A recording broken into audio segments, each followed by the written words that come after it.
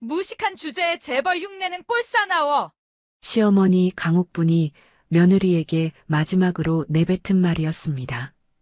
25년을 함께 산 남편 최태양은 그녀의 모든 재산을 빼앗고 집에서 쫓아냈죠. 폭설이 쏟아지는 밤 짐이 마당에 내던져졌습니다. 시골 출신 주제에 우리 집에 기생했어. 강옥분의 목소리가 눈을 뚫고 날아왔습니다. 하지만 그녀가 들고 나온 낡은 가죽 손가방 속에는 놀라운 비밀이 숨어 있었습니다. 25년간 무식하다고 조롱당한 여자가 사실은 누구였을까요? 시청 전에 구독과 좋아요 꼭 부탁드립니다. 영상 제작에 큰 힘이 됩니다. 너 정말 이혼 서류에 도장 찍을 거야? 안 찍을 거야? 최태양의 목소리가 냉랭했습니다. 거실 소파에 앉은 송은이는 떨리는 손으로 이혼 서류를 쥐고 있었죠. 25년 전 결혼식 날의 행복한 기억이 주마등처럼 스쳐 지나갔습니다. 여보, 우리 정말 이렇게 끝나야 해요? 은희의 목소리가 떨렸습니다. 눈가에 눈물이 맺혔죠. 하지만 최태양의 표정에는 어떤 미련도 보이지 않았습니다. 끝이고 뭐고 애초에 시작도 없었어.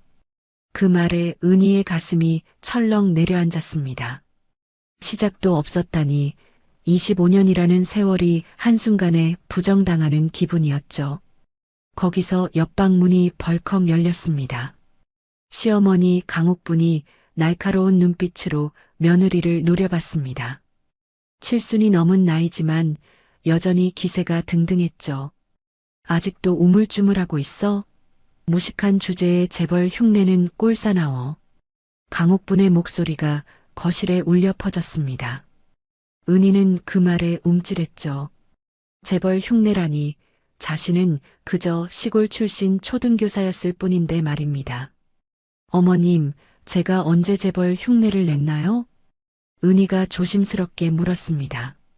하지만 강옥분은 코웃음을 쳤죠. 남편 돈으로 명품백 사들고 골프장 다니면서 무슨 귀부인 행세하더니 그게 재벌 흉내 아니고 뭐야? 강옥분의 말에 은희는 할 말을 잃었습니다. 명품백도 골프도 모두 최태양이 사주고 권유한 것들이었거든요.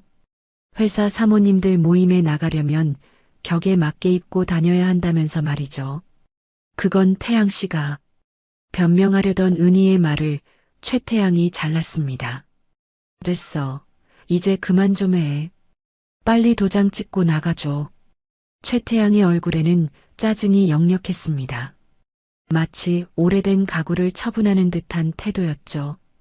은희는 그런 남편의 모습이 낯설었습니다. 재산 분할은요? 제 명의로 된 것들이 있잖아요. 은희가 떨리는 목소리로 물었습니다. 최태양과 강옥분이 동시에 웃음을 터뜨렸죠. 그 웃음소리가 은희의 귓가에 날카롭게 꽂혔습니다. 당신 명의로 된 재산이 어디 있어? 최태양이 비웃었습니다. 은희는 순간 머리가 하얘졌죠. 분명히 5년 전에 한옥이랑 논밭을.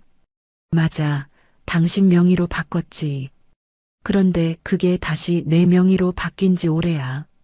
최태양의 말에 은희는 숨이 막혔습니다. 언제 그런 일이 있었는지 전혀 기억나지 않았거든요. 제가 동의한 적 없는데요. 동의? 당신이 서명한 서류가 산더미야. 법무사 앞에서 직접 도장 찍었잖아. 최태양이 서류 뭉치를 탁자에 내던졌습니다. 은희가 떨리는 손으로 서류를 펼쳐봤죠. 정말로 자신의 서명과 도장이 찍혀 있었습니다. 이건 세금 문제 때문에 잠깐 명의만 옮긴다고 하셨잖아요. 은희의 목소리가 떨렸습니다. 기억이 났죠. 3년 전 최태양이 세무사와 함께 와서 세금 절약을 위해 명의를 잠깐 바꿔야 한다고 했던 날 말입니다. 잠깐? 내가 언제 그랬어? 증거라도 있어? 최태양의 얼굴에 냉소가 번졌습니다. 은희는 아무 말도 할 수 없었죠. 녹음이나 문자 같은 증거는 없었으니까요. 시골에서 데려온 것 치고는 욕심이 많네. 25년 동안 우리 집에 기생하면서 먹고 입고 쓴 게 얼마인데. 강옥분이 거들었습니다. 은희는 그 말에 눈물이 터져 나왔죠. 기생이라뇨? 저는 25년 동안 이 집안을 위해서 뭘 했는데? 밥하고 빨래한 게 대단한 거야? 그걸로 수억짜리 재산을 달라고? 강옥분의 말이 점점 거칠어졌습니다. 은희는 자신이 지난 25년 동안 해온 모든 일들이 한순간에 무가치해지는 기분이었죠. 어머님, 저는 아이들도 키우고 시부모님 병수발도. 병수발은 당연히 며느리가 해야지. 강옥분이 비웃었습니다. 은희는 가슴이 찢어지는 것 같았죠. 시아버지 투병 기간 내내 병원을 오가며 간호했던 날들이 떠올랐습니다. 자, 이제 그만 서명하고 나가. 더 이상 시간 낭비하고 싶지 않아. 최태양이 볼펜을 은희 앞에 내밀었습니다. 은희는 떨리는 손으로 볼펜을 집었죠. 다른 선택지가 없었습니다. 위자료는요? 위자료? 무슨 면목으로 위자료를 받으려고 해? 최태양의 목소리가 차가웠습니다. 은희는 그제야 깨달았죠. 이 사람들에게서 단 한 푼도 받을 수 없다는 걸 말입니다. 결국 은희는 이혼 서류에 도장을 찍었습니다. 25년 결혼 생활을 끝내는 순간이었죠. 좋아, 이제 짐 싸서 나가. 최태양의 말에 은희는 비틀거리며 일어섰습니다. 방으로 들어가 짐을 싸기 시작했죠. 하지만 25년치 살림을 어떻게 다 담을 수 있겠습니까? 1시간 후 은희는 작은 캐리어 하나와 낡은 가죽 손가방만 들고 거실로 나왔습니다. 나머지는 다 두고 가야 했죠. 뭐야, 이게 다야? 강옥분이 은희의 짐을 보며 혀를 찼습니다. 네, 어머님. 은희가 고개를 숙였습니다. 그때 강옥분이 갑자기 캐리어를 낚아챘죠. 잠깐, 이 안에 뭐가 들었는지 확인해야겠어. 우리 집 물건 몰래 가져가는 거 아니야? 강옥분이 캐리어를 열었습니다. 안에는 낡은 옷가지 몇 벌과 사진첩, 그리고 은희의 개인 물품들이 들어 있었죠. 이건 내가 산 건데? 강옥분이 코트 하나를 꺼내 들었습니다. 5년 전 겨울, 강옥분이 은희에게 선물했던 코트였죠. 어머님께서 주신 건데. 내가 줬으니까 내 거지. 가져가지 마. 강옥분이 코트를 빼앗았습니다. 그리고는 캐리어 안에서 명품 지갑과 액세서리들도 하나씩 꺼냈죠. 이것들도 다 우리 돈으로 산 거잖아. 두고 가. 강옥분의 손이 빠르게 움직였습니다. 결국 캐리어 안에는 낡은 옷 몇 벌만 남았죠. 이제 됐네. 나가. 최태양이 현관문을 열었습니다. 은희가 비틀거리며 현관으로 향했죠. 그때 강옥분이 마지막 일격을 날렸습니다. 시골 출신 주제에 우리 집에 25년이나 기생했으면 됐지. 이제 썩 꺼져. 강옥분의 목소리와 함께 은희의 캐리어가 현관 밖으로 던져졌습니다. 옷가지들이 바닥에 흩어졌죠. 하늘에서는 눈이 떨어지기 시작했습니다. 은희는 무릎을 꿇고 흩어진 짐을 주었습니다. 눈이 옷을 적셔왔죠. 현관문이 쾅 닫히는 소리가 등 뒤에서 들렸습니다. 눈은 점점 더 세게 내렸습니다.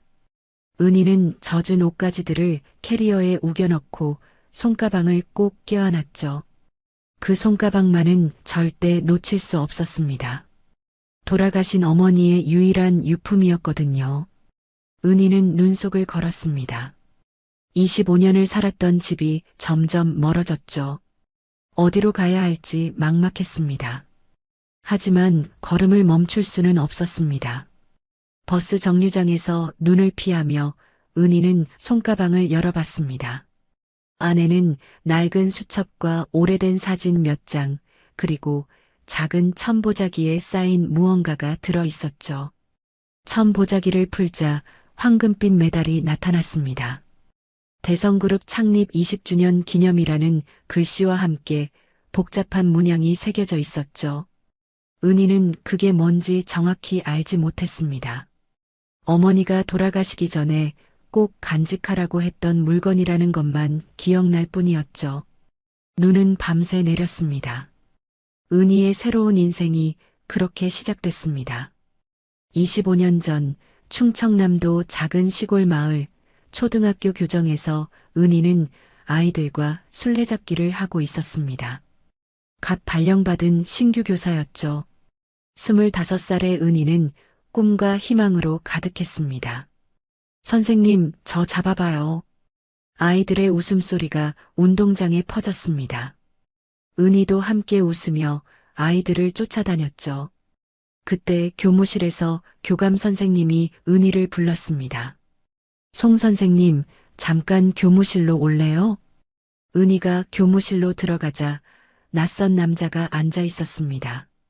깔끔한 정장 차림의 최태양이었죠.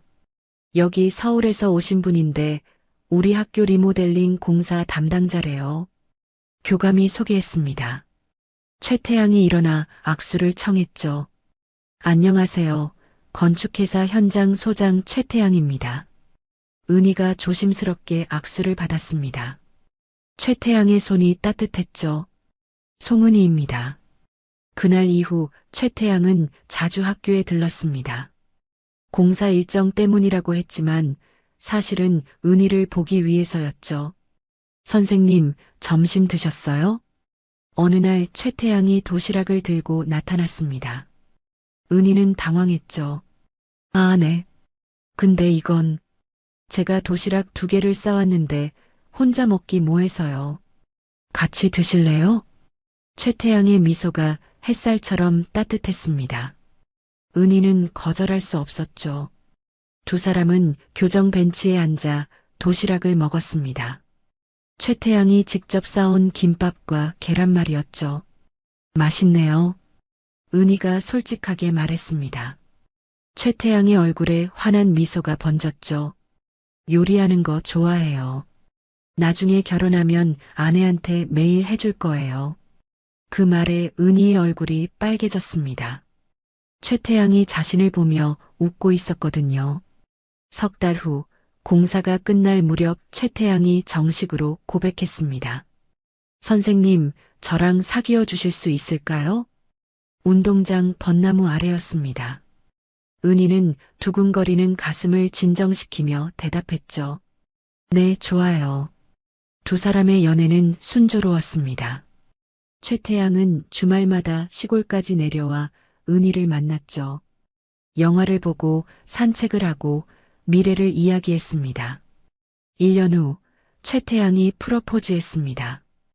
은희 씨, 저랑 결혼해 주세요. 서울로 올라와서 같이 살아요.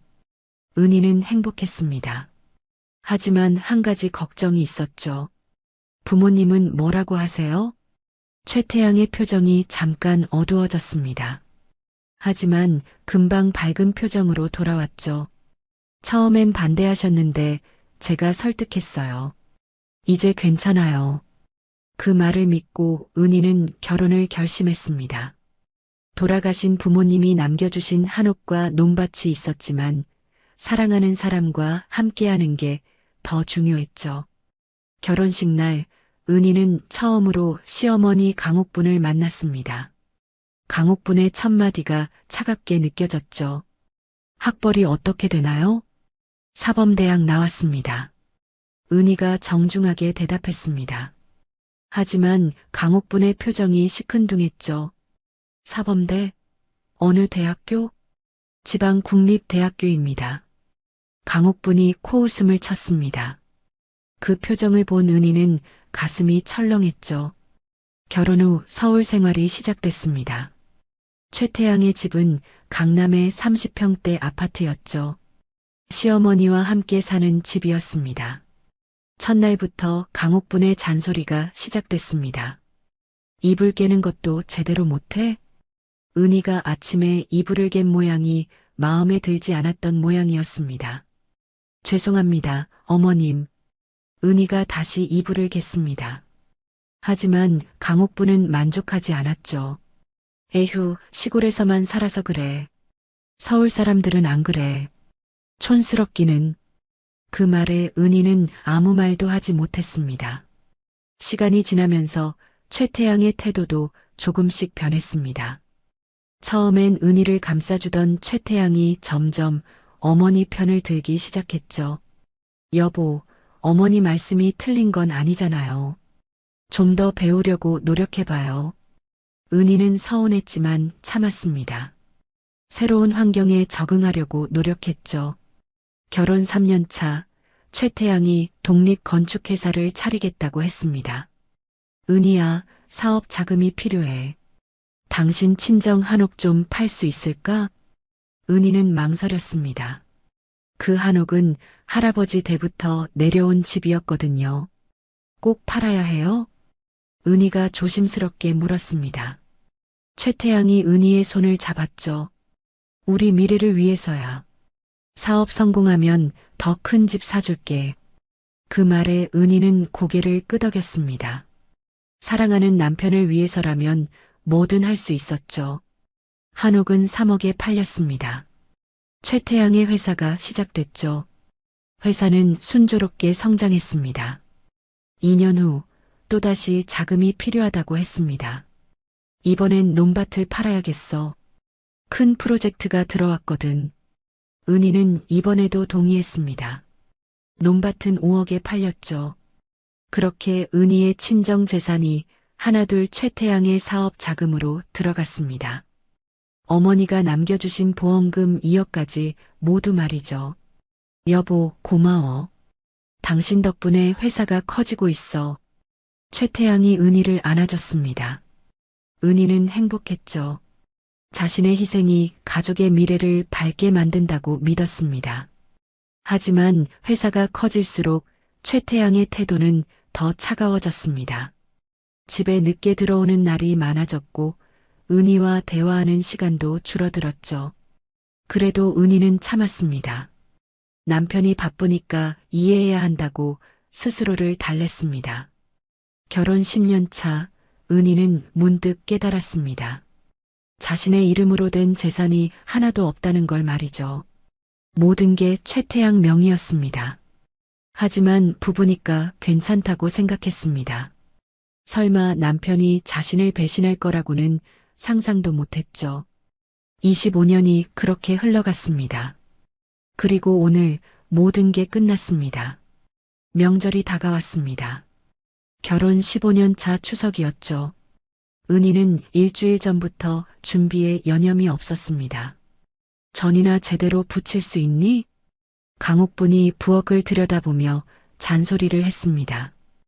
은희는 땀을 닦으며 대답했죠. 네, 어머님. 녹두전이랑 동그랑땡 다 준비했습니다. 맛이나 있으려나 모르겠네. 강옥분의 목소리에 불신이 가득했습니다. 명절 당일 시댁 친척들이 모두 모였습니다. 큰 집, 작은 집 식구들까지 20명이 넘었죠. 은희는 아침부터 음식을 나르느라 정신이 없었습니다. 제사상 차리는 것 좀 봐. 순서가 완전히 틀렸잖아. 강옥분이 친척들 앞에서 지적했습니다. 은희의 얼굴이 빨개졌죠. 죄송합니다, 어머님. 시골에서만 살아서 그래. 제대로 배운 게 없어.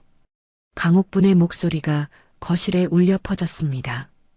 친척들의 시선이 일제히 은희에게 쏠렸죠. 식사 시간이 됐습니다. 은희가 차린 음식을 보며 신우이가 한마디 했습니다. 이 나물간이 좀 싱거운데? 은희가 나물을 맛봤습니다. 간이 적당했죠. 하지만 변명할 수 없었습니다. 죄송해요. 제가 다시 할게요. 에휴, 됐어. 그냥 먹지 뭐. 신우이가 혀를 찼습니다. 은희는 부엌으로 들어가 눈물을 삼켰죠. 오후가 되자 친척 아이들이 모여 놀기 시작했습니다. 은희의 딸 최서영과 아들 최민석도 함께였죠. 당시 고등학생과 중학생이었습니다. 야, 너희 엄마 어느 대학 나왔어? 사촌 오빠가 물었습니다. 서영이가 대답했죠. 지방대 나왔어. 지방대? 그럼 공부 못했네. 그래서 아무것도 모르나 보다. 사촌 오빠의 말에 아이들이 키득거렸습니다. 서영이의 얼굴이 굳었죠. 그때 강옥분이 끼어들었습니다. 애들아, 할머니가 너희한테 말해줄 게 있어. 아이들이 강옥분 주위로 모였습니다. 은희는 부엌에서 그 모습을 지켜봤죠. 너희 엄마 말이야, 원래 시골에서 살았어. 촌스럽고 무식한 사람이었지. 강옥분의 목소리가 또렷하게 들렸습니다. 은희의 손에 들린 접시가 덜컹거렸죠.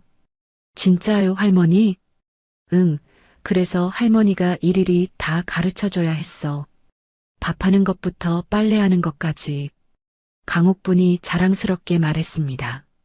서영이의 얼굴이 새빨개졌죠. 할머니, 그런 말씀하지 마세요. 서영이가 떨리는 목소리로 항의했습니다.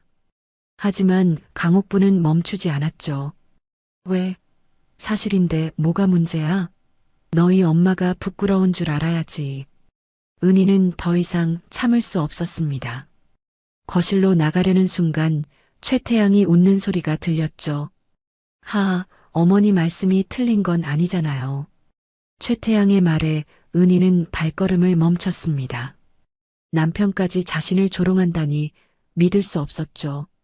여보, 그런 말 하지 마. 은희가 거실로 나가며 말했습니다. 하지만 최태양은 태연했죠. 뭐가? 어머니가 사실을 말씀하시는 건데. 친척들의 시선이 은희에게 집중됐습니다. 은희는 그 시선들이 너무 무거웠죠. 저도 대학은 나왔습니다. 은희가 조용히 말했습니다. 강옥분이 코웃음을 쳤죠. 대학? 지방 삼류대학이 무슨 대학이야. 서울에서는 인정도 안 해. 친척 중 한 명이 거들었습니다. 요즘 대학은 누구나 가잖아요. 중요한 건 어느 대학이냐죠. 맞아요, 맞아. 그러니까 며느리가 배운 게 없다는 거잖아. 강옥분이 만족스럽게 고개를 끄덕였습니다. 은희는 그 자리에 서 있을 수가 없었죠. 조용히 부엌으로 돌아갔습니다. 부엌에서 은희는 혼자 울었습니다. 서영이가 들어와 엄마를 껴안았죠. 엄마, 괜찮아요? 은희가 딸의 머리를 쓰다듬었습니다. 눈물을 닦으며 미소 지으려 애썼죠. 괜찮아, 서영아. 하지만 괜찮지 않았습니다. 가슴이 찢어지는 것 같았죠. 명절이 끝나고 친척들이 돌아갔습니다. 은희는 설거지를 하며 하루를 정리했죠. 그때 거실에서 최태양과 강옥분의 대화가 들렸습니다. 요즘 회사 잘 되지? 네, 어머니. 올해 매출이 작년보다 50% 늘었어요. 그럼 이제 좀 여유 있겠네. 며느리한테 용돈은 주니? 은희의 귀가 쫑긋해졌습니다. 결혼 후 한 번도 용돈을 받아본 적이 없었거든요. 용돈요? 필요한 거 있으면 말하라고 했는데 안 하던데요. 최태양의 말에 은희는 쓴웃음을 지었습니다. 필요한 게 있어도 말하기 어려운 분위기를 만들어 놓고는 말이죠. 그래도 체면이 있지. 며느리가 밖에 나갈 때 빈손으로 나가면 우리 집안 망신이야. 그럼 한 달에 30만 원 정도 줄까요? 30만 원? 요즘 세상에 그게 뭐야? 최소 100만 원은 줘야지. 은희는 놀랐습니다. 시어머니가 자신을 감싸주다니 처음 있는 일이었죠. 하지만 다음 말을 듣고 실망했습니다. 그래야 며느리가 밖에서 우리 집안 자랑하고 다니지. 체면 치레라도 해야 해. 결국 시댁 체면을 위한 것이었습니다. 은희 자신을 위한 게 아니었죠. 다음 날 최태양이 은희를 불렀습니다. 은희야, 앞으로 용돈 줄 테니까 옷이랑 화장품 좀 사. 너무 촌스럽게 다니지 말고. 고마워요, 여보. 은희가 미소 지었습니다. 하지만 최태양의 다음 말에 미소가 사라졌죠. 회사 사모님들 모임 있잖아. 거기 나갈 때 너무 초라하면 내 체면이 안 서. 결국 남편 체면을 위한 것이었습니다. 은희의 가슴이 서늘해졌죠. 그날 이후 은희는 명품 옷을 입고 골프를 배우기 시작했습니다. 최태양이 시킨 일이었죠. 하지만 시간이 지나자 그게 약점이 됐습니다. 바로 오늘 이혼당하는 날 말이죠. 명품 옷과 골프가 재벌 흉내를 낸 증거가 됐습니다. 은희는 깨달았습니다. 25년 동안 자신은 조롱과 모욕의 대상이었다는 걸 말이죠. 눈이 그친 다음 날 아침이었습니다. 은희는 찜질방에서 밤을 보냈죠. 6,000원짜리 입장권으로 하룻밤을 해결할 수 있었습니다. 손가방을 열어보니 지갑에 현금이 30만 원 남아 있었습니다. 통장은 이미 최태양이 정리했다고 했죠. 인터넷 뱅킹에 접속해봤지만 모든 계좌가 해지됐습니다. 이 돈으로 얼마나 버틸 수 있을까? 은희는 계산해봤습니다. 한 달은커녕 2주도 버티기 어려웠죠. 가장 먼저 할 일은 방을 구하는 것이었습니다. 부동산을 돌아다니며 가장 싼 방을 알아봤죠. 보증금 없이 월세만 내는 곳 없나요? 부동산 중개인이 은희를 위아래로 훑어봤습니다. 직장은 있으세요? 은희는 고개를 저었습니다. 중개인의 표정이 난처해졌죠. 그럼 좀 어렵네요. 집주인들이 보증금 없이는 안 받으려고 하거든요. 간신히 찾은 곳이 역세권 반지하 방이었습니다. 보증금 50만 원에 월세 30만 원, 화장실과 샤워실은 공용이었죠. 이거라도 급하게 나가실 거면 빨리 결정하세요. 오늘만 이 가격이에요. 은희는 선택의 여지가 없었습니다. 그날로 계약을 했죠. 손에 남은 돈은 겨우 몇만 원이었습니다. 반지하 방은 습하고 곰팡이 냄새가 났습니다. 창문은 땅 위에 있어서 사람들의 발만 보였죠.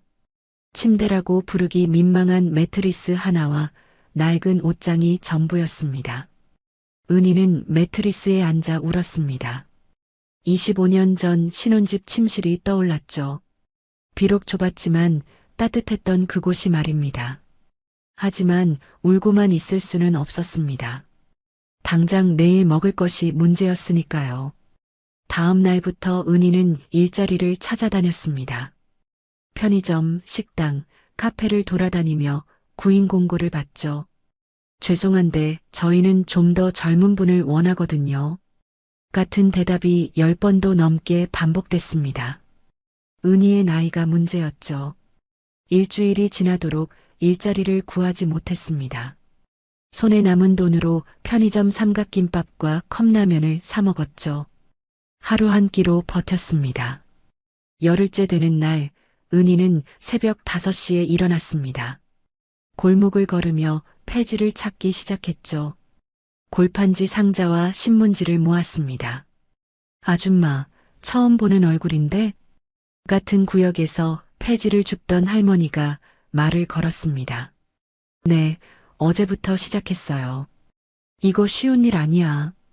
하루 종일 돌아다녀야 10,000원 정도 벌어. 할머니의 말에 은희는 고개를 끄덕였습니다. 그래도 선택의 여지가 없었죠. 오전 내내 폐지를 주워 수레에 가득 담았습니다. 고물상에 가니 겨우 8,000원을 받았죠.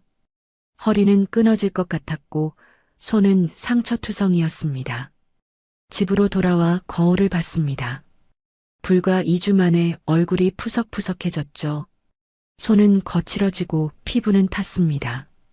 거울 속 자신이 낯설었습니다. 밤이 되면 악몽을 꿨습니다. 강옥분과 최태양이 나타나 조롱하는 꿈이었죠. 무식한 촌년 재벌 흉내는 꼴사납다. 꿈속에서도 그 목소리가 들렸습니다. 은희는 비명을 지르며 깼죠. 한 달이 지났습니다. 폐지 줍기와 편의점 야간 아르바이트로 하루하루를 버텼죠. 월세를 내고 나면 손에 남는 돈이 거의 없었습니다. 어느 토요일 오후였습니다. 은희는 한강 둔치를 지나가다 벤치에 앉아 쉬고 있었죠. 강바람이 상쾌했습니다. 그때 앞에서 비틀거리는 노신사가 보였습니다. 70대쯤 돼 보이는 양복 입은 남자였죠. 갑자기 그 남자가 쓰러졌습니다. 은희가 달려갔습니다. 아저씨, 괜찮으세요? 노신사는 의식이 없었습니다. 은희는 급히 119에 전화했죠. 여보세요. 한강 둔치에서 노인분이 쓰러졌어요. 빨리 와주세요. 은희는 노신사의 머리를 자신의 무릎에 올리고 구급차를 기다렸습니다. 손으로 그늘을 만들어 주었죠. 10분 후 구급차가 도착했습니다. 구급대원들이 노신사를 들것에 옮겼죠. 보호자세요? 아니요, 지나가다 발견했어요. 그럼 같이 가주실 수 있으세요? 신원 확인이 필요해서요. 은희는 고개를 끄덕였습니다. 구급차를 타고 병원으로 향했죠. 응급실에 도착해 의사들이 노신사를 검사했습니다. 은희는 밖에서 기다렸죠.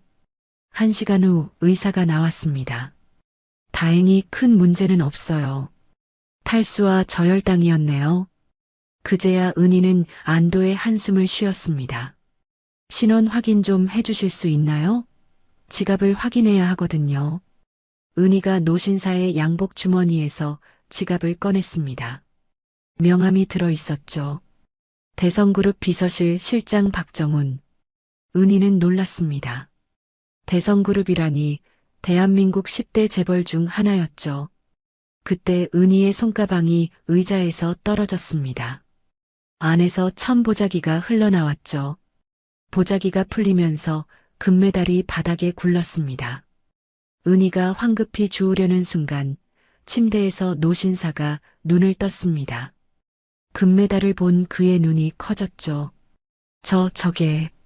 노신사가 떨리는 손으로 금메달을 가리켰습니다. 은희는 금메달을 집어들었죠. 죄송해요. 제 물건이에요. 잠깐, 그거 좀 보여주실 수 있나요? 노신사의 목소리가 간절했습니다. 은희는 금메달을 건네줬죠. 노신사가 금메달을 떨리는 손으로 받아들었습니다. 자세히 살펴보더니 얼굴이 새하얘졌죠. 이건 대성그룹 창립 20주년 기념 메달이야. 어디서 났어요? 어머니 유품이에요. 노신사의 표정이 충격으로 일그러졌습니다. 어머님 성함이 어떻게 되시죠? 송영숙입니다. 송영숙? 혹시 다른 이름은 없었나요? 은희는 고개를 갸웃했습니다. 그러고 보니 어머니 주민등록증에 다른 이름이 적혀 있었던 기억이 났죠. 원래 이름은 이명숙이었던 것 같아요. 나중에 개명하셨대요. 노신사가 벌떡 일어나 앉았습니다. 의사가 놀라 말렸죠. 아직 안정을 취하셔야 해요. 하지만 노신사는 은희의 손을 덥석 잡았습니다. 당신 혹시 이명숙 씨 딸이에요? 네, 그런데. 은희가 당황했습니다. 노신사의 눈에서 눈물이 흘러내렸죠. 찾았다. 40년 만에 드디어 찾았어. 노신사가 중얼거렸습니다. 은희는 무슨 말인지 이해할 수 없었죠. 지금 당장 회장님께 연락드려야겠어요. 노신사가 떨리는 손으로 휴대폰을 꺼냈습니다. 은희는 혼란스러웠죠. 대체 무슨 일이 벌어지고 있는 걸까요? 노신사 박정훈은 전화를 걸었습니다. 상대방이 받자마자 다급하게 말했죠. 회장님, 저 박정훈입니다.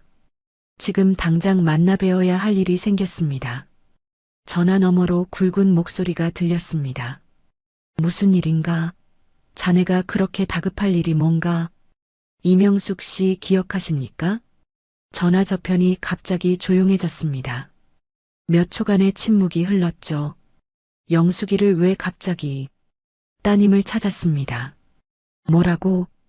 전화기 너머로 무언가 떨어지는 소리가 들렸습니다. 박정훈이 계속 말했죠. 지금 제 앞에 계십니다. 금메달을 가지고 있어요. 당장 데려와. 내가 직접 확인하겠네. 은희는 옆에서 대화를 듣고 있었지만 무슨 말인지 이해할 수 없었습니다. 저 실장님, 무슨 일인지 설명 좀 해주시겠어요? 박정훈이 은희를 돌아봤습니다. 눈가에 아직 눈물이 남아 있었죠. 따님, 지금부터 제가 말씀드리는 게 믿기 어려우실 겁니다. 은희는 긴장한 표정으로 고개를 끄덕였습니다.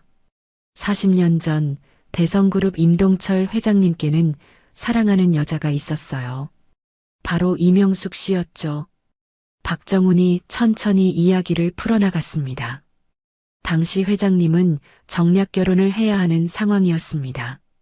하지만 이명숙 씨를 너무 사랑하셨죠. 은희의 가슴이 두근거리기 시작했습니다. 그래서 비밀리에 결혼하셨어요.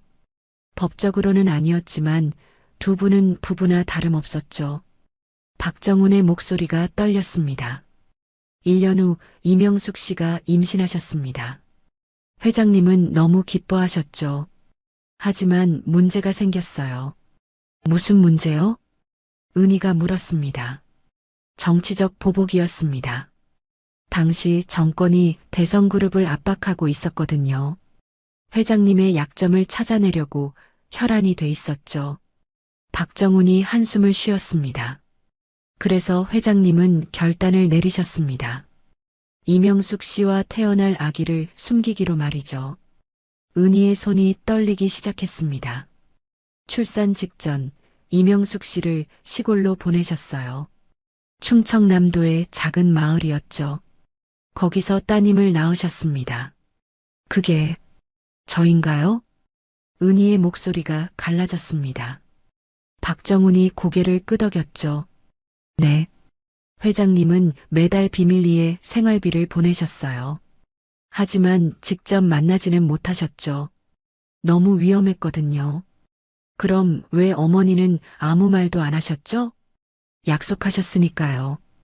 회장님과 따님을 지키기 위해서요. 은희의 눈에서 눈물이 흘러내렸습니다. 그런데 따님이 5살 때 이명숙 씨가 갑자기 돌아가셨어요. 교통사고였죠. 박정훈의 목소리가 잠겼습니다. 회장님이 급히 사람을 보냈지만 이미 늦었어요. 더 큰 문제는 따님이 행방불명됐다는 거였죠. 행방불명이요? 네. 친척이 데려갔다는 이야기만 들었을 뿐 어디로 갔는지 알 수 없었어요. 이름도 바뀌었고요. 은희는 기억을 더듬었습니다. 어머니가 돌아가신 후 외할머니 집에서 자랐던 기억이 났죠. 그리고 중학교 때 할머니가 돌아가신 후 혼자 살았습니다. 40년 동안 회장님은 따님을 찾으셨어요. 하지만 이름이 바뀌고 기록도 남아있지 않아서 찾을 수 없었죠. 그런데 제가 어떻게... 그 금메달 때문입니다. 그건 특별히 제작된 거예요. 단 10개만 만들었죠. 회장님 가족들에게만 나눠준 겁니다. 은희가 금메달을 다시 봤습니다. 뒷면에 작은 일련 번호가 새겨져 있었죠. 그 번호가 7번이면 맞습니다. 이명숙 씨에게 드린 메달이거든요. 은희가 금메달을 뒤집어 봤습니다. 정말로 7이라는 숫자가 새겨져 있었죠. 그럼 정말 제가... 네. 따님은 대성그룹 임동철 회장님의 외동딸입니다. 은희는 그 자리에 주저앉았습니다. 믿을 수가 없었죠.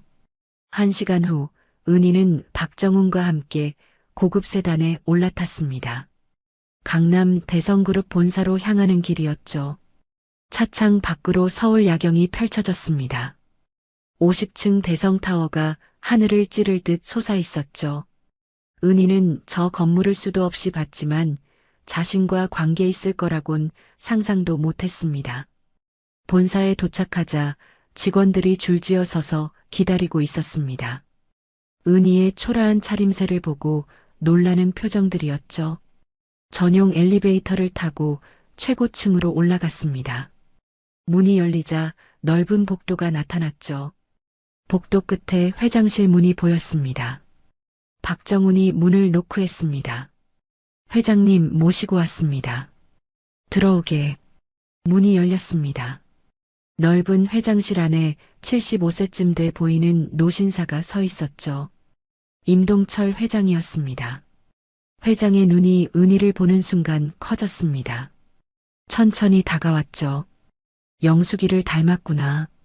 임동철의 목소리가 떨렸습니다. 은희도 떨리는 마음으로 그를 마주봤죠. 정말 제가 회장님 딸인가요? 확인해보자. 임동철이 옆방으로 안내했습니다. 의료진이 대기하고 있었죠. DNA 검사를 하겠네. 결과는 3시간이면 나온다네. 은희는 고개를 끄덕였습니다. 간호사가 혈액을 채취했죠. 기다리는 동안 임동철은 은희에게 과거 이야기를 들려줬습니다. 자네 어머니는 내 인생의 유일한 사랑이었네. 지금도 그리워. 임동철의 눈가가 붉어졌습니다. 정략 결혼을 해야 했지만 마음은 항상 영숙이에게 있었지. 자네가 태어났을 때 얼마나 기뻤는지 몰라. 그럼 왜 저를 찾지 않으셨어요? 찾았네. 40년 동안 멈추지 않고 찾았어. 하지만 이름이 바뀌고 기록이 없어서 찾을 수 없었지. 임동철의 목소리에 후회가 묻어났습니다. 미안하네. 내가 자네를 제대로 지켜주지 못해서. 은희는 울컥했습니다. 평생 아버지가 누군지 몰랐는데 이제야 만났으니까요. 3시간이 지났습니다. 의료진이 결과지를 들고 왔죠. 회장님, 결과가 나왔습니다. 임동철이 떨리는 손으로 결과지를 받았습니다. 눈으로 내용을 확인하더니 눈물을 흘렸죠. 99% 일치합니다. 친자가 맞습니다. 임동철이 은희를 껴안았습니다. 40년 만에 재회였죠. 내 딸 송은이. 아니, 이문희. 은희도 울음을 터뜨렸습니다. 평생 외로웠던 마음이 녹아내리는 것 같았죠. 이제부터 자네는 대성그룹의 유일한 상속녀일세. 임동철이 은희의 어깨를 잡고 말했습니다. 재산이 얼마나 되는지 아나? 은희는 고개를 저었습니다. 대성그룹 지분 35%, 시가로 8조 원이네. 부동산과 현금이 5천억 정도 되지. 은희는 숨이 막혔습니다. 상상할 수 없는 금액이었죠. 모두 자네 거야. 법적으로 정리하는데 시간이 좀 걸리겠지만 말이야. 은희는 현실감이 없었습니다. 며칠 전까지 폐지를 줍던 자신이 갑자기 수조원의 상속녀가 됐다니 말이죠. 그런데 한 가지 궁금한 게 있네. 자네 결혼했다면서? 은희의 표정이 어두워졌습니다. 지난 25년이 떠올랐죠. 이혼했습니다. 왜? 은희는 최태양과 강옥분 이야기를 꺼냈습니다. 25년간의 조롱, 재산 약탈, 그리고 추방까지 모든 것을 말했죠. 임동철의 얼굴이 점점 굳어갔습니다. 분노가 치밀어 오르는 게 보였죠. 감히 내 딸을 그렇게 대했다고? 임동철의 목소리가 차가워졌습니다. 박정훈, 당장 법무팀 불러. 네, 회장님. 박정훈이 전화를 걸었습니다. 10분 후 법무팀 전원이 회장실에 모였죠. 최태양이란 자, 모든 거래 내역 조사해. 송은이, 아니 이문희 명의로 된 것들 전부 찾아내. 임동철의 명령이 떨어졌습니다. 그리고 사기죄로 고발 준비해. 증거 확보부터 시작하고. 알겠습니다, 회장님. 법무팀장이 대답했습니다. 1시간 후 충격적인 보고가 올라왔습니다. 회장님, 큰일 났습니다. 뭔 일인가? 최태양이 따님 명의로 대출을 받았습니다. 총 50억 원입니다. 뭐라고? 임동철이 벌떡 일어났습니다. 담보가 뭔가? 저희 계열사 대성건설 소유 부지입니다. 임동철의 얼굴이 새빨개졌습니다. 우리 땅을 불법으로 담보 잡았다고? 네. 서류를 위조한 것으로 보입니다. 당장 고발해. 사기죄, 횡령죄, 배임죄 전부 적용하고. 임동철의 명령이 떨어졌습니다. 복수의 시작이었죠. 은희는 옆에서 모든 걸 지켜봤습니다. 하루아침에 세상이 바뀐 기분이었죠. 그리고 자신을 25년간 괴롭혔던 사람들에 대한 복수가 시작되려 하고 있었죠. 다음 날 새벽 6시였습니다. 최태양의 집 앞에 검은색 승용차 여러 대가 멈춰섰죠. 국세청입니다. 압수수색 영장 집행하겠습니다. 현관문을 두드리는 소리에 최태양이 잠에서 깼습니다. 급히 문을 열자 국세청 조사관들이 들어왔죠. 뭐 하는 짓이야? 최태양이 소리쳤습니다. 하지만 조사관들은 아랑곳하지 않고 집안을 뒤지기 시작했죠. 탈세 혐의로 조사받게 됐습니다. 협조해 주시죠. 조사관이 영장을 내밀었습니다. 최태양의 얼굴이 파랗게 질렸죠. 같은 시각 최태양의 건축회사에도 조사팀이 들이닥쳤습니다. 직원들이 출근하기 전이었죠. 컴퓨터 전부 압수합니다. 서류도 모두 가져갑니다. 조사관들이 사무실을 샅샅이 뒤졌습니다. 회계장부, 계약서, 이메일 내역까지 모든 것을 압수했죠. 오전 9시 주요 언론사에 보도자료가 배포됐습니다. 대성그룹 상속녀 사기 결혼 피해 25년간 재산 약탈당해 기사 제목이 포털 사이트 메인을 장식했습니다. 클릭수가 폭발적으로 늘어났죠. 기사 내용은 충격적이었습니다. 은희가 대성그룹 회장의 외동딸이라는 사실, 25년간 무식하다고 조롱당한 사실, 그리고 모든 재산을 빼앗긴 사실이 상세히 나와 있었죠. 더 충격적인 건 녹음 파일이었습니다. 기사 하단에 첨부된 음성 파일을 클릭하자 최태양의 목소리가 흘러나왔죠. 시골에서 데려온 것 치고는 쓸모 있더라. 재산 다 빼냈으니까. 최태양이 동료들과 술 마시며 한 말이었습니다. 무식한 것이 의심도 안 하더라고. 서류의 사인만 받으면 끝이야. 동료들의 웃음소리도 함께 녹음돼 있었습니다. 이제 이혼하면 모든 게 내 거지. 완벽한 계획이었어. 녹음 파일을 들은 네티즌들이 분노했습니다. 댓글창이 순식간에 불타올랐죠. 진짜 인간 쓰레기네요. 25년을 속였다니. 저런 사기꾼은 처벌받아야 합니다. 오전 10시 최태양의 회사 앞에 취재진이 몰려들었습니다. 카메라 플래시가 터졌죠. 대표님, 사실입니까? 전 아내가 재벌 딸인 줄 몰랐습니까? 기자들이 소리쳤습니다. 최태양은 대답하지 못하고 고개만 숙였죠. 25년간 무식하다고 놀렸다는데 해명해 주시죠. 재산을 불법으로 빼앗았다는 의혹에 대해서는요? 기자들의 질문 공세가 이어졌습니다. 최태양은 아무 말도 하지 못했죠. 그때 회사 직원 한 명이 나와 폭탄 발언을 했습니다. 사장님이 회식 때마다 부인 험담했어요. 시골 출신이라고 무시했죠. 직원의 증언에 카메라가 일제히 돌아갔습니다. 부인 재산으로 회사 키웠으면서 고마워하지는 않고 놀리기만 했어요. 직원의 말이 계속됐습니다. 최태양은 그 자리에서 무너졌죠. 오후 2시 더 큰 폭탄이 터졌습니다. 대성그룹이 공식 입장을 발표한 것이죠.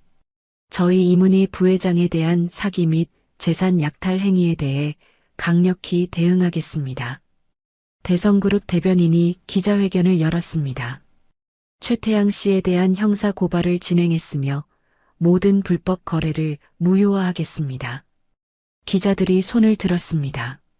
최태양 씨 회사와의 거래는 어떻게 되나요? 즉시 중단합니다. 대성그룹 계열사 전체가 거래를 끊을 것입니다. 대변인의 말에 취재진이 웅성거렸죠. 대성그룹은 계열사만 50개가 넘었죠. 거래 중단은 중소기업에게 치명타였습니다. 또한 최태양 씨가 담보로 잡은 대성건설 부지는 불법이므로 법적 조치를 취하겠습니다. 대변인이 단호하게 말했습니다. 오후 3시 최태양의 휴대폰이 불타기 시작했습니다. 거래처에서 전화가 쏟아졌죠. 대표님, 우리 계약 취소해야겠어요. 대성그룹이 거래 끊는다는데 우리도 위험해요. 한 거래처가 말했습니다. 조금만 기다려줘요. 해명할 기회를 주면 안 됩니다. 이미 결정했어요. 계약금은 돌려드리죠. 전화가 끊겼습니다. 이런 전화가 연이어 왔죠. 30분 만에 10개 넘는 계약이 취소됐습니다. 저녁 6시 은행에서 연락이 왔습니다. 최 대표님, 대출 상환 일정 조정해야겠습니다. 은행 담당자의 목소리가 차가웠습니다. 무슨 말씀이세요? 담보부지가 불법으로 취득된 거라 즉시 변제하셔야 합니다. 즉시요? 분할 상환은 안 됩니까? 안 됩니다. 일시 변제만 가능합니다. 원금과 이자 포함해서 63억 원입니다. 최태양은 그 자리에서 주저앉았습니다. 63억을 당장 마련할 방법이 없었거든요. 같은 시각 최태양의 집에서 강옥분이 텔레비전을 보고 있었습니다. 저녁 뉴스가 나오고 있었죠. 오늘의 주요 뉴스입니다. 대성그룹 상속녀가 25년간 사기 결혼 피해를 당한 사실이 알려지면서 전국이 충격에 빠졌습니다. 앵커의 목소리가 울려 퍼졌습니다. 피해자 이문희 씨는 시댁으로부터 무식한 촌년이라는 모욕을 당하며 살았습니다. 화면에 은희의 사진이 나왔습니다. 강옥분의 얼굴이 하얗게 변했죠. 하지만 알고 보니 대성그룹 임동철 회장의 외동딸이었습니다. 앵커가 계속 말했습니다. 강옥분은 리모컨을 떨어뜨렸죠. 저게 무슨... 강옥분이 중얼거렸습니다. 그때 초인종이 울렸습니다. 문을 열자 은행 직원들이 서 있었습니다. 강옥분 씨 맞으십니까? 네, 그런데요. 주택담보대출 연체로 압류통지서 전달하러 왔습니다. 직원이 서류를 내밀었습니다. 강옥분은 서류를 받아보다가 비명을 질렀죠. 뭐라고? 압류라고? 일주일 안에 50억을 변제하지 않으시면 경매로 넘어갑니다. 직원이 차갑게 말했습니다. 50억을 어떻게 일주일 안에 마련해요? 그건 저희가 상관할 바 아닙니다. 직원들이 돌아갔습니다. 강옥분은 그 자리에서 주저앉았죠. 이게 무슨 일이야? 강옥분이 떨리는 손으로 최태양에게 전화했습니다. 아들아, 우리 큰일 났어. 알아요, 어머니. 저도 지금 난리예요. 어떻게? 집을 빼앗긴다는데. 모르겠어요. 돈을 구할 방법이 없어요. 최태양의 목소리에 절망이 묻어났습니다. 그때 옆집 아줌마가 담을 넘어 소리쳤습니다. 금자 씨, 뉴스 봤어요? 며느리가 재벌 딸이었다면서요? 강옥분은 대답할 수 없었습니다. 얼굴이 화끈거렸죠. 25년 동안 무식하다고 놀렸는데 알고 보니 여기서 제일 잘난 사람이었네요. 아줌마의 말에 강옥분은 귀를 막고 싶었습니다. 모든 게 끝났습니다. 하루 만에 최태양의 인생이 무너져 내렸죠.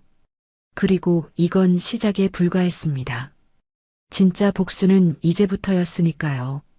3주 후 서울중앙지방법원 대법정이었습니다. 최태양의 첫 공판이 열리는 날이었죠. 방청석이 가득 찼습니다. 취재진과 일반인들로 북적였죠. 모두 이 사건에 관심이 뜨거웠습니다. 피고인 입장하십시오. 판사의 목소리가 울려 퍼졌습니다. 최태양이 수갑을 찬 채 들어왔죠. 얼굴은 초췌했고 눈가에 다크서클이 짙었습니다. 3주 동안 구치소에 있었거든요. 보석은 기각됐습니다. 증거인멸 우려가 있다는 이유였죠. 검사 측 증인 나오십시오. 문이 열리고 은희가 들어왔습니다. 방청석이 술렁거렸죠. 은희의 모습은 완전히 달라져 있었습니다. 고급 정장을 입고 머리를 단정하게 올렸죠. 25년 전 초라했던 모습은 찾아볼 수 없었습니다. 최태양은 그런 은희를 보며 식은땀을 흘렸습니다. 증인, 선서해 주십시오. 은희가 손을 들고 선서했습니다. 양심에 따라 숨김없이 진실만을 말할 것을 엄숙히 선서합니다. 은희의 목소리는 또렷하고 당당했습니다. 옛날에 위축된 모습은 없었죠. 증인, 피고인과의 관계를 말씀해 주십시오. 검사가 물었습니다. 25년간 결혼 생활을 한 전 남편입니다. 은희가 최태양을 바라보며 대답했습니다. 최태양은 고개를 숙였죠. 결혼 당시 재산이 어떻게 됐습니까? 친정에 한옥과 논밭, 그리고 어머니 보험금이 있었습니다. 총 10억 정도 됐죠. 그 재산은 어떻게 됐나요? 모두 피고인에게 넘어갔습니다. 사업 자금이 필요하다고 해서요. 검사가 서류를 꺼냈습니다. 재판장님, 이게 명의 이전 서류입니다. 증인 명의에서 피고인 명의로 바뀐 기록이죠. 판사가 서류를 검토했습니다. 증인, 이명의 이전에 동의하셨습니까? 사업을 위해서라고 들었습니다. 세금 문제도 있고 잠깐만 명의를 옮긴다고 했죠. 은희가 담담하게 대답했습니다. 그런데 다시 돌려받지 못하셨군요. 네. 이혼 당일에야 모든 게 피고인 명의로 영구히 바뀌었다는 걸 알았습니다. 방청석에서 한숨소리가 들렸습니다. 피고인, 반박할 말 있습니까? 판사가 최태양에게 물었습니다. 국선 변호사가 일어났죠. 부부 사이에 재산을 관리하는 건 자연스러운 일입니다. 사기 의도가 있었다고 보기 어렵습니다. 변호사가 변론했습니다. 하지만 검사가 폭탄을 터뜨렸죠. 재판장님, 결정적 증거를 제출하겠습니다. 검사가 USB를 내밀었습니다. 법원 직원이 USB를 재생했죠. 곧 최태양의 목소리가 법정에 울려 퍼졌습니다. 야, 미친 거 아냐? 재산 다 내 명의로 바꿨어. 이제 이혼하면 다 내 거야. 친구들과 술 마시며 한 대화였습니다. 법정이 조용해졌죠. 시골에서 데려온 것 치고는 쓸모 있더라. 무식한 것이 의심도 안 하고 다 믿어. 최태양의 웃음소리까지 녹음돼 있었습니다. 방청석에서 웅성거리는 소리가 들렸죠. 이혼 서류도 준비했어. 변호사랑 다 짜고 있다고. 완벽한 계획이지. 녹음이 끝났습니다. 법정이 수렁했죠. 피고인, 이 녹음에 대해 해명하시겠습니까? 판사가 물었습니다. 최태양은 말문이 막혔죠. 그건 술 먹고 한 농담이었습니다. 농담이었다고요? 그럼 실제로 재산을 가로채지 않았습니까? 검사가 따졌습니다. 최태양은 대답하지 못했죠. 또 다른 녹음이 있습니다. 검사가 두 번째 파일을 재생했습니다. 어머니, 이제 이혼하려고요. 재산은 다 정리했고요. 최태양이 강옥분에게 한 말이었습니다. 잘했다. 그 촌년이 뭘 알겠어. 무식한 것이 우리 집안 체면만 깎아먹었지. 강옥분의 목소리도 녹음돼 있었습니다. 방청석에서 야유가 터져나왔죠. 재판장님, 이건 명백한 사기입니다. 처음부터 재산을 가로챌 목적으로 결혼한 겁니다. 검사가 강하게 주장했습니다. 증인께 물어보겠습니다. 25년간 어떤 대우를 받으셨습니까? 은희가 심호흡을 했습니다. 그리고 담담하게 말하기 시작했죠. 무식한 촌년이라고 불렸습니다. 명절마다 친척들 앞에서 망신을 당했죠.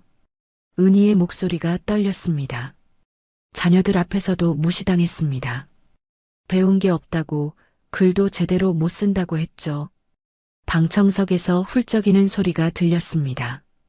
그래도 참았습니다.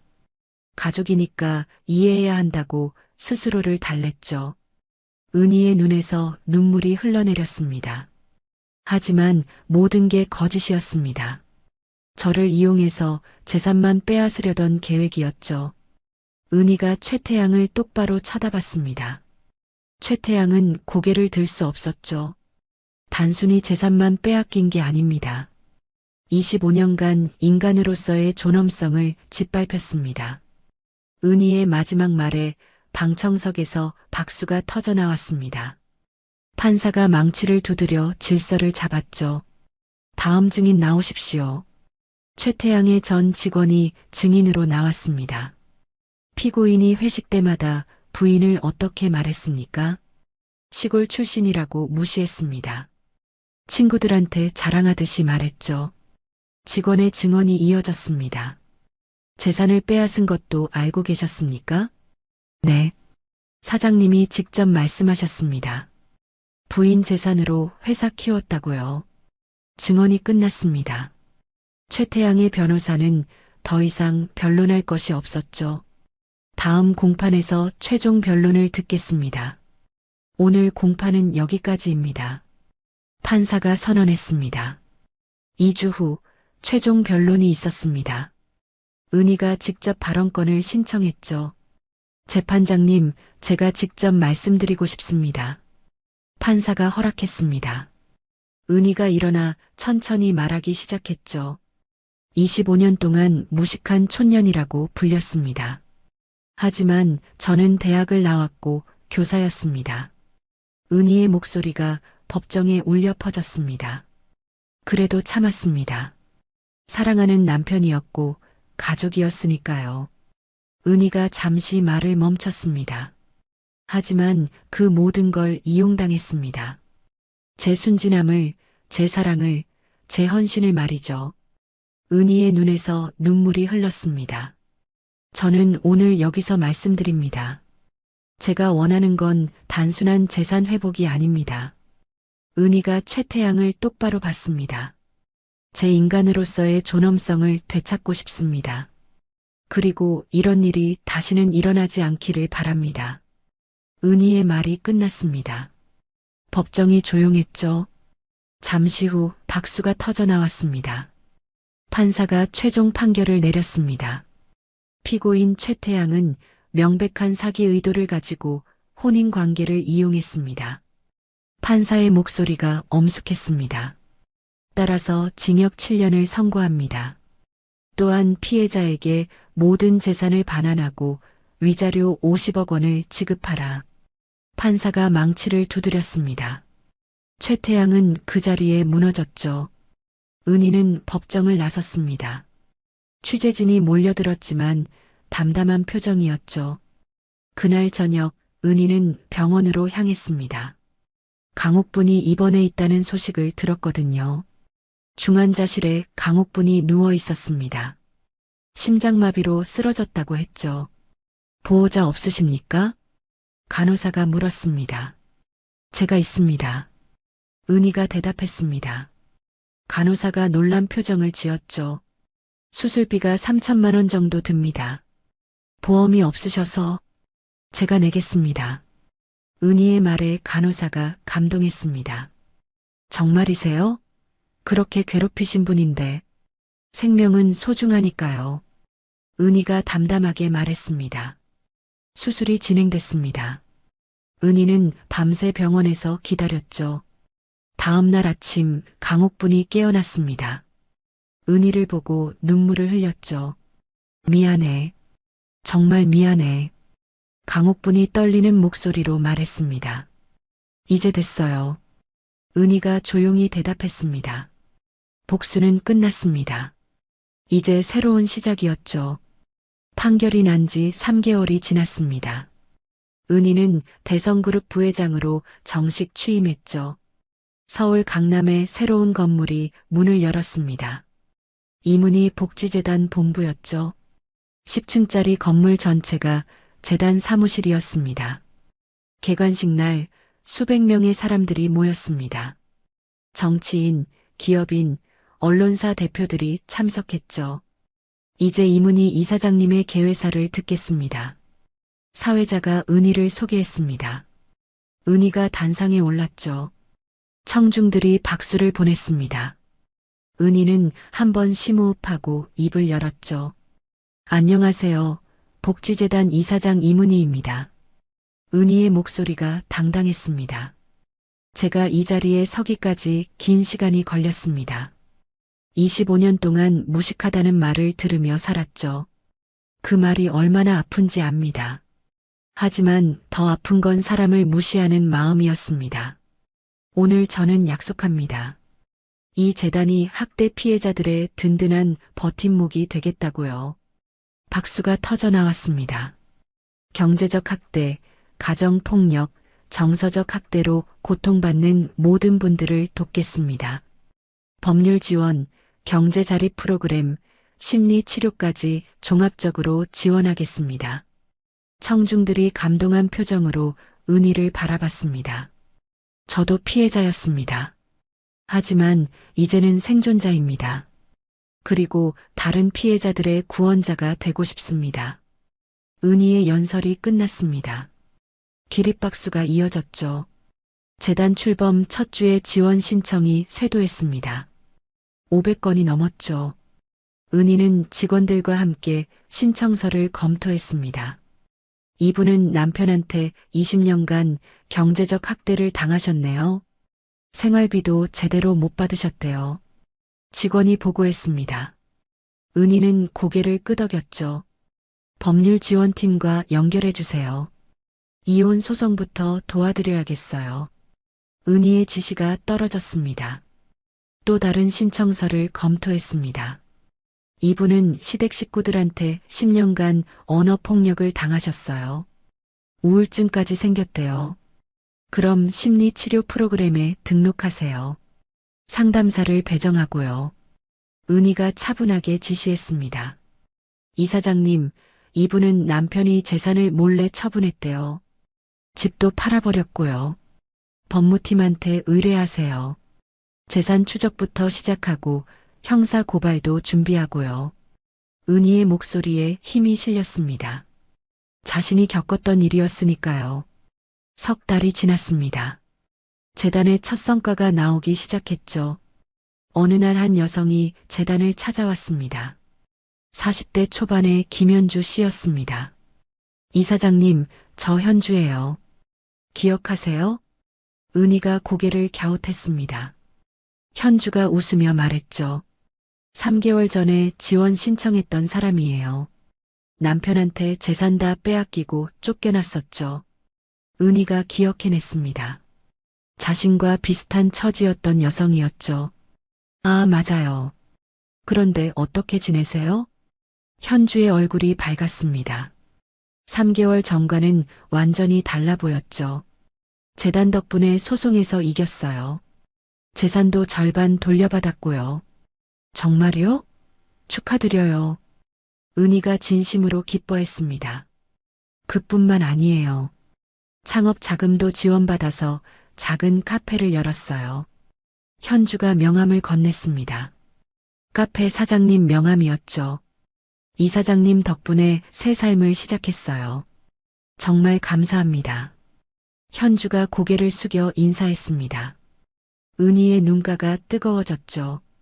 제가 한 게 아니에요. 본인이 용기를 냈으니까 가능했던 거죠. 아니에요. 이사장님이 손 잡아주지 않았으면 저는 여전히 절망 속에 있었을 거예요. 현주의 말에 은희는 보람을 느꼈습니다. 이런 순간을 위해 재단을 만든 거였죠. 이런 사례가 점점 늘어났습니다. 한 달에 50명씩 자립에 성공했죠. 은희는 바쁜 나날을 보냈습니다. 하지만 행복했습니다. 의미 있는 일을 하고 있다는 확신이 있었거든요. 어느 날 은희에게 편지가 도착했습니다. 강옥분이 보낸 편지였죠. 은희는 망설이다가 편지를 열었습니다. 이 편지를 쓰기까지 오랜 시간이 걸렸다. 무슨 말로 시작해야 할지 모르겠네. 너를 25년 동안 무시하고 괴롭힌 거 지금 생각하면 부끄럽기 짝이 없다. 너가 얼마나 훌륭한 사람인지 알아보지 못했어. 너가 병원비를 내주었을 때 정말 놀랐어. 그렇게 괴롭힌 나를 왜 살렸는지 이해할 수 없었지. 하지만 그게 당신이라는 사람이었어. 복수보다 인간성을 선택한 사람. 이제 와서 미안하다는 말이 무슨 소용이 있을까?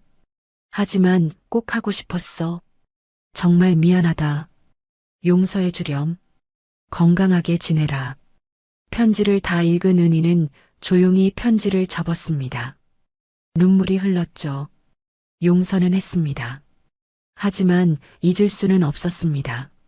그 25년이 너무 길었으니까요. 은희는 답장을 썼습니다. 편지 잘 받았습니다. 용서는 했습니다. 하지만 관계를 회복하기는 어려울 것 같습니다. 25년의 상처가 그만큼 깊었으니까요. 하지만 건강하게 지내시길 바랍니다. 어머님도 이제 평화롭게 사셨으면 좋겠습니다. 편지를 보내고 은희는 마음이 한결 가벼워졌습니다. 진짜로 끝난 것 같았죠. 1년 후 재단은 큰 성과를 발표했습니다. 연간 지원 인원 1200명, 이 중 800명이 경제적 자립에 성공했습니다. 발표회에서 은희가 말했습니다. 무엇보다 기쁜 건 피해자들이 다시 웃을 수 있게 됐다는 겁니다. 저도 피해자였습니다. 하지만 이제는 생존자이고 여러분과 함께 걸어가는 동행자입니다. 발표회가 끝나고 은희는 사무실로 돌아왔습니다. 창밖으로 서울 야경이 펼쳐졌죠. 25년 전 이곳에 올라왔을 때가 떠올랐습니다. 무서웠고 외로웠죠. 하지만 이제는 달랐습니다. 문을 두드리는 소리가 들렸습니다. 들어오세요. 문이 열리고 딸 서영이와 아들 민석이가 들어왔습니다. 이제 성인이 된 두 자녀였죠. 엄마, 축하해요. 서영이가 꽃다발을 건넸습니다. 재단 1주년이라면서요. 정말 자랑스러워요. 민석이도 웃으며 말했습니다. 고마워, 얘들아. 은희가 아이들을 껴안았습니다. 3년 전 이혼 후 소원했던 관계가 이제는 회복됐죠. 엄마, 그때 미안했어요. 우리가 너무 어려서 엄마 편을 못 들어줘서. 서영이의 눈에 눈물이 맺혔습니다. 괜찮아. 너희도 어려웠을 거야. 은희가 딸의 머리를 쓰다듬었습니다. 이제 엄마가 정말 멋있어요. 다른 사람들 돕는 거 보면 존경스러워요. 민석이가 진심으로 말했습니다. 엄마는 항상 너희가 자랑스러워. 은희가 아이들을 바라보며 미소 지었습니다. 가족의 시간이 흐르고 밤이 깊어갔습니다. 아이들이 돌아간 후 은희는 혼자 생각에 잠겼죠. 25년간의 고통, 그리고 극적인 반전, 완벽한 복수까지 모든 게 꿈 같았습니다. 하지만 가장 값진 건 복수가 아니었습니다. 다른 사람들을 도우며 느끼는 보람이었죠. 은희는 창밖을 바라봤습니다. 수많은 불빛이 반짝이고 있었죠. 저 불빛 하나하나가 누군가의 인생이었습니다. 그 중에는 지금도 학대받으며 고통받는 사람들이 있을 겁니다. 은희는 그들의 손을 잡아주고 싶었죠. 휴대폰이 울렸습니다. 아버지 임동철 회장이었습니다. 딸 축하하네. 뉴스 봤어. 고마워요, 아버지. 자랑스럽네. 정말로. 임동철의 목소리에 감동이 묻어났습니다. 다음 주에 이사회가 있네. 자네를 대성그룹 부회장으로 정식 선임하려고 해. 은희는 잠시 망설였습니다. 하지만 곧 답을 했죠. 감사합니다. 최선을 다하겠습니다. 그래, 우리 함께 더 나은 세상을 만들어 보세. 아버지의 말에 은희는 고개를 끄덕였습니다. 전화를 끊고 은희는 다시 창밖을 바라봤습니다. 새벽이 밝아오고 있었죠. 25년간의 어둠이 끝났습니다. 이제 빛나는 미래가 기다리고 있었죠. 무식하다고 조롱당했던 여자가 이제는 수천 명의 희망이 됐습니다. 피해자에서 생존자로 그리고 구원자로 거듭났죠. 진짜 복수는 잘 사는 것이었습니다. 당당하게, 의미 있게, 행복하게 말이죠.